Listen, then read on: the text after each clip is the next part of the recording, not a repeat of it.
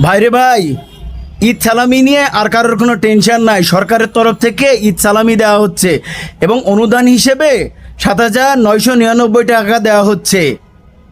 কি ভাবছেন ভাই, এটা সত্য ঘটনা?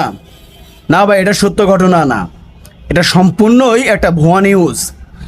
আমি কিছুদিন আগে ফেসবুকিং করতেছিলাম, তো ওইখানে দেখি একটা পেজে দেওয়া আছে শেখ হাসিনা প্রত্যেককে বিকাশ নগদ রকেটের মাধ্যম দিয়ে 25,000 টাকা স্যালামি দিচ্ছে।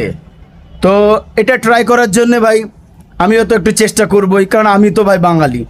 তো আমি চেষ্টা করলাম, চেষ্টা করার পরে আমার বিকাশে মোটামুটি একটা অ্যামাউন্ট ছিল, তো সেই অ্যামাউন্টটা কেটে নেবে। তো পরে চিন্তা করলাম যে না, যেই অ্যাকাউন্টে কম অ্যামাউন্ট আছে ওই অ্যাকাউন্টে একটু ট্রাই করে দেখি। তো আমার ওয়াইফের অ্যাকাউন্টে মাত্র 10 টাকা ছিল, ওই অ্যাকাউন্ট দিয়ে আমি আপনার ট্রাই করেছি। তো ট্রাই করার